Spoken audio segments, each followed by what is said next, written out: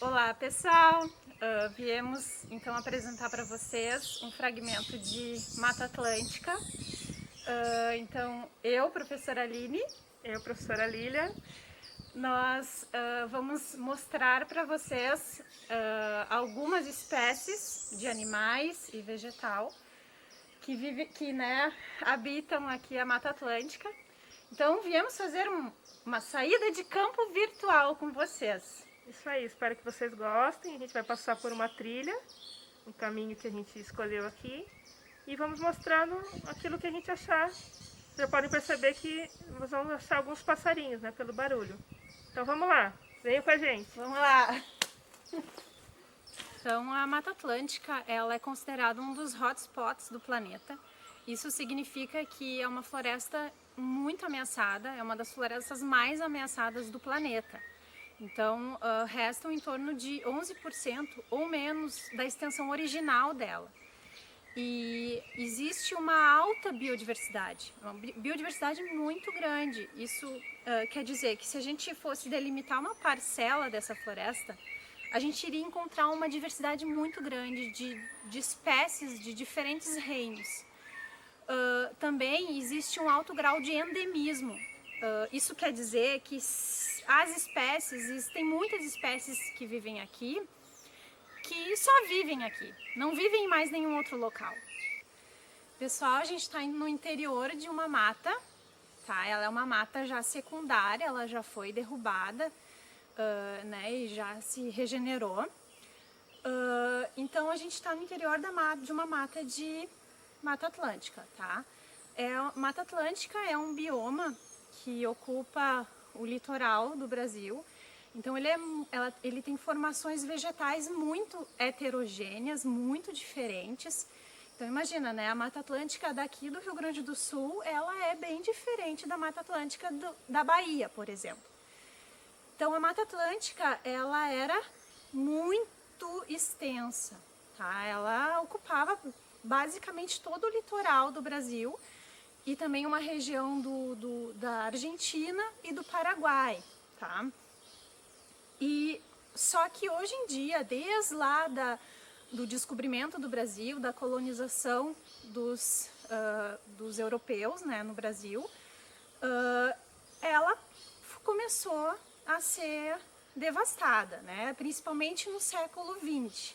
Os colonos vieram para cá e encontraram, né, essa imensidão de mata, se depararam com alguns índios também, porque aqui tinha muito índio. E os índios, eles também tentavam defender as suas terras, né? Daqui um pouco se depararam com, né, com os colonos e era uma disputa de terras. A partir daí, então, a floresta aqui começou a ser destruída, principalmente com madeiras de lei, né? Araucárias. Aqui era muita araucária que tinha e aí começou a ser devastada. O que aconteceu? Achei. O quê? Um cachinho grandão. O que você achou de bom aí? Cachinzão! Eu sei que tem um maior ainda por aqui. Olha só esse. Pessoal, olhem o tamanho desses xaxins, meu Deus. Eles são enormes! Vamos mostrar mais aqui pra vocês. Nossa Senhora! Esse local aqui é precioso. Olha, tem até umas borboletas, né? Olha ali as borboletas. E eles gostam, é uma região bem pantanosa mesmo aqui. Vamos olhar os pés. Ó, água. Ui, afundou meu pé aqui. É água. Então as outras árvores, por isso que aqui não é tão fechado, ó. As outras árvores não toleram tanta umidade. O xaxim tolera. Por isso que aqui ele predominou. Olha só. É muito lindo isso aqui. Nós estamos bem animados porque é uma espécie que está ameaçada de extinção, né? É. Eu venho da região de São Paulo e lá não existe mais, né? Então, uma coisa muito... Já tiraram todos, então eu acho que aqui a gente está realmente num lugar que, por baixo, mais de 300 anos que ninguém mexe nessa região, né? Então nós estamos muito felizes de estar aqui e poder mostrar para vocês. Quem sabe um dia possam vir pessoalmente. É. E, né, se a gente for parar para pensar, se faz mais de 300 anos, quer dizer que não foi mexido, né? Não. Porque quando vieram os colonos para cá? 1800, né? No final de 1800, por aí, né? Sim. Olha só, que legal, gente. Que privilégio, hein?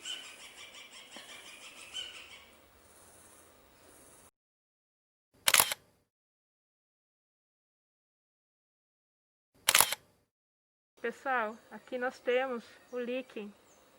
O líquen é a associação de água com fungo. E ele indica a qualidade boa do lugar, do ar, né? E além disso, nós temos algumas bromélias bem pequenas que estão nascendo aqui também, ó. Então nós temos uma diversidade muito grande de espécies aqui. No xaxim, né? No xaxim. Lá para cima também nós temos outras plantinhas, ó, nascendo. E por isso que antigamente ele era usado como vaso, né? As mães antigamente tinham vasos de xaxim. Era vendido como se fosse um vaso de barro no mercado. Até que se deram conta que estava acabando essa árvore. E aí foi proibido. E hoje em dia é ilegal comercializar o xaxim. Aqui vocês podem ver a Mata Atlântica, como ela é fragmentada. A gente está numa região do Rio Grande do Sul onde mais restou Mata Atlântica. E ela, aqui, se vocês, né, perceberem, vocês podem ver que os locais onde sobrou Mata Atlântica foram locais onde o terreno é mais íngreme, ou seja, locais onde é mais difícil o cultivo. Mesmo assim, aqui vocês podem ver que, apesar de bastante fragmentado, não tem uma área tão extensiva de agricultura, né? Vale a pena para o agricultor aqui ter o policultivo.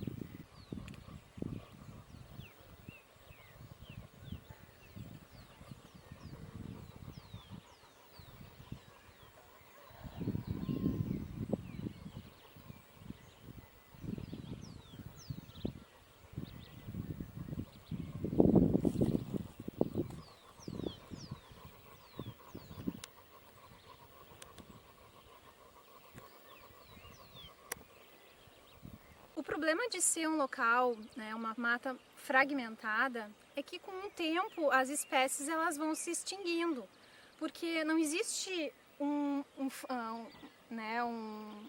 corredor, né, onde as espécies, os animais, eles podem ir de um lugar para o outro.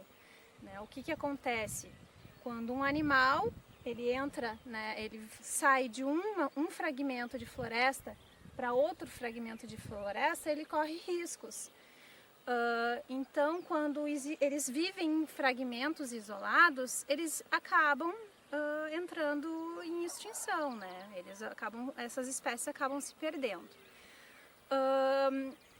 O ideal seria se existissem, então, leis que fomentassem esses corredores ecológicos em locais específicos. Por exemplo, na Argentina, eles têm uma lei dos corredores ecológicos. Então, a Argentina ainda é um país que, apesar de ter uma área não tão extensa quanto o Brasil, de Mata Atlântica, eles acabam protegendo mais devido a essa lei. Olá, pessoal. Aqui a gente, como a professora Aline mostrou, nós temos vários pedaços de Mata Atlântica, várias outras monoculturas e culturas que tem o plantio. Nessa região aqui a gente pode ver que era plantado acácia, então eles desmataram e colocaram fogo. E o que acontece, né, pessoal? É o que está acontecendo muito na Amazônia e em outras regiões de Mata Atlântica. Depois da queimada, você tem uma região que não tem mais como os animais ficarem. E acaba que esses animais vão ficando cada vez mais restritos em algumas partes da Mata Atlântica. E alguns deles acabam sendo extintos. E sobrando alguns outros que são da cadeia alimentar. Então, por exemplo, se você extingue um predador, você acaba tendo muitos roedores numa determinada região. E com isso, faltando alimento, eles acabam indo para regiões mais próximas do ser humano. E às vezes um vírus que antes era só de um roedor, só de uma determinada espécie, acaba entrando em contato com o ser humano. A primeiro ponto talvez não aconteça nada, mas esse vírus em contato de algum tempo, depois de algum tempo, ele pode sofrer alguma mutação e acabar contaminando o ser humano. E é isso que aconteceu em várias doenças até hoje, como o vírus da AIDS e algumas outras doenças, por exemplo, que o vírus se adaptou ao mosquito, como é o caso da dengue, do chikungunya, né? E esse mosquito acaba por levar o vírus para nós.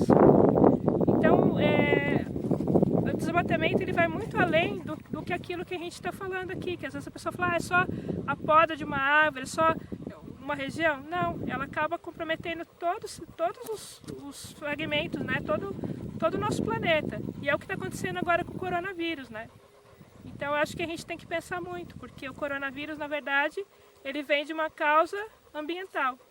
E é isso que a gente quis mostrar para vocês aqui, que tudo tem uma relação e que a gente na vida tem que buscar fazer o nosso melhor e preservar a natureza, porque nós dependemos dela. A natureza vive sem a gente e a gente não vive sem a natureza. Isso é uma coisa que a gente tem que pensar muito. E acho que era isso que a gente queria deixar para vocês nessa aula de hoje. A gente espera que vocês tenham entendido, compreendido o que a gente quis passar para vocês, que a gente precisa conviver com a natureza de uma forma harmônica, né? Claro que a gente acaba tendo que extrair alguns recursos da natureza, né? Para atender todas as demandas dos seres humanos, porém, né? Deve também haver um restabelecimento dessa natureza. A gente precisa compreender que a gente depende dela, como a professora Lilian falou, e a gente precisa saber lidar com ela de uma forma mais harmônica, né? Então a gente tem que transformar nossas atitudes. Certo, pessoal? Então, um grande abraço para vocês. Espero que tenham gostado desse vídeo e até a próxima, tá? Tchau, tchau!